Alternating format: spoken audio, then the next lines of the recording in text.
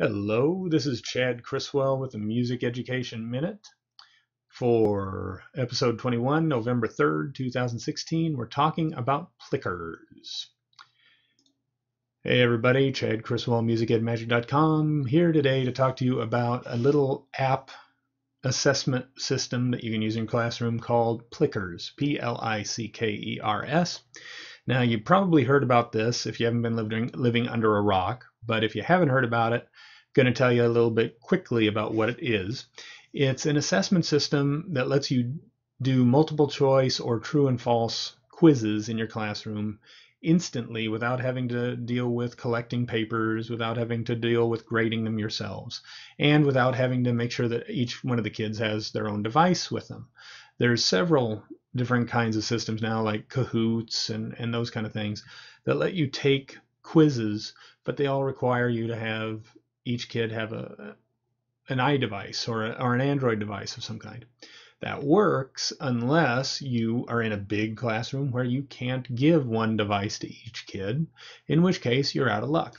Well, that's what Plickers are for. Now, all Plickers are for are all that Plickers are these little QR codes. You print these off from their website. You can do up to, I believe, 63 of them in a classroom.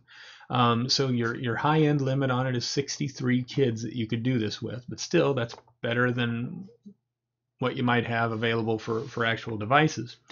But if I zoom in real close here, you will see that the Plickers have letters on them. That top one says D, then a B, and an A, right? And depending on which direction the student holds that up, that's the answer that they believe is the answer to the quiz question that you're giving them. Now, if I go over here to my other monitor here, you're going to see that I've got my iPhone running, and I've got my two classes here. I'm going to go into my demo class, all right? And here's 3 questions that I have already got set up. Now, if you look behind me here on my computer, you'll see that I've got this list of questions. I can select from any of these that I've already created, and I can add them to my class as I want to. If I want to make new questions, I hit new question here, and it lets me build either a multiple choice question, which I can include an image like you've seen here, where I can include the staff with an E on there if I want to. So now I'm in class here. I have my iPhone. The kids all have their Plicker cards, and each one of them is assigned to a student. So in this case here, in my little demo class, I've got 4 kids here. I've got Joe Smith, who is number 1. I've got Bill Preston here, who is number 2, and so on, right?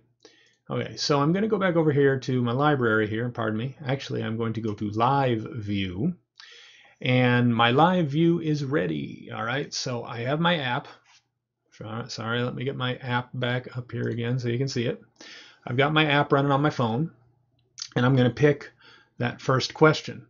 And instantly on the computer, it loads that question, and it puts it up on the projector for everybody to see if you want it to. Now, if you don't want them to be able to see this, which you probably don't, maybe you don't, you hit hide panel and it gets it out of there if you just want to let them see the question.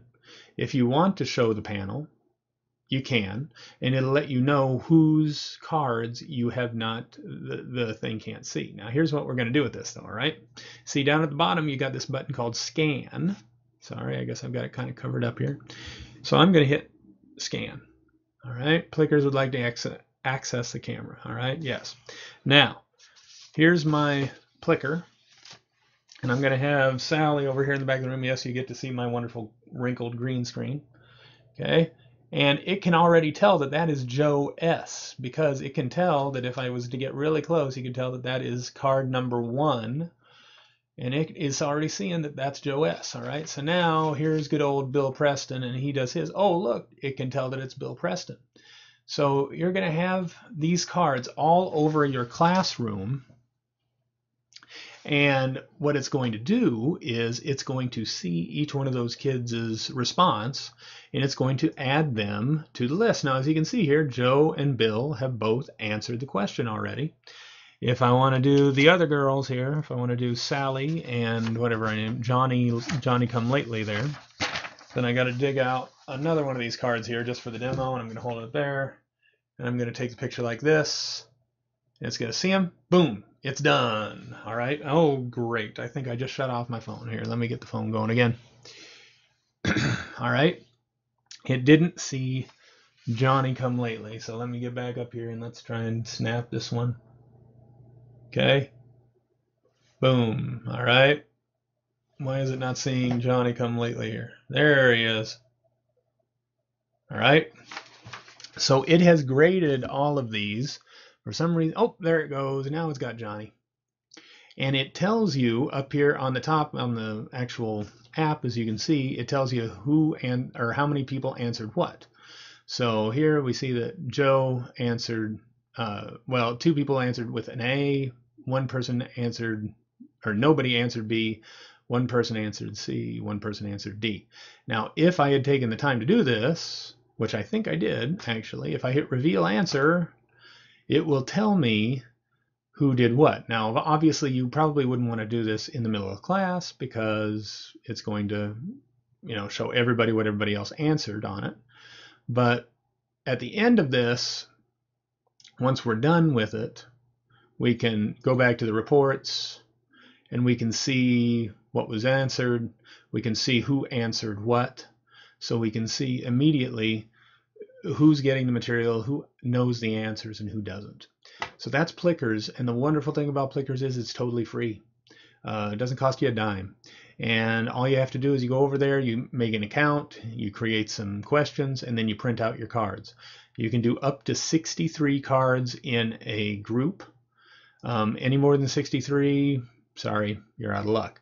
As it says down here, yes, you can use the same card for multiple classes. If you have more than one classroom, you make one set of cards, you use it for all of them. The way I do it, though, is I do it different. In my class, I actually have one of these cards printed out on heavy cardstock for each kid. And on the back of it, in pencil, I have written their names.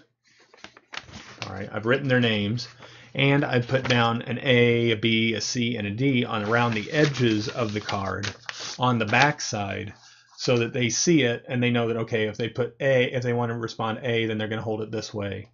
If they want to answer B, then they're going to hold it this way. So the printed side is facing out towards the camera, but the back side of it is facing towards them so that they don't accidentally answer with the wrong letter. They'll be able to see it right in front of them as they're holding it up. So that's Plickers. Hope you find that of interest. I've used it many times in my classrooms. It's great. Wish they had more than 63 cards for you to use, because I know for some bands, especially band ensembles, there's no way that wouldn't be enough. But for my classrooms, at least, luckily, it works great. So check it out. That's called Plickers, Plickers, pardon me. All right. And as I said, everybody, this was episode 21 for November 3rd. And my name's Chad Criswell. I'm from musicandmagic.com. Always happy to talk to you. Hope you'll check it out next time, and see you later.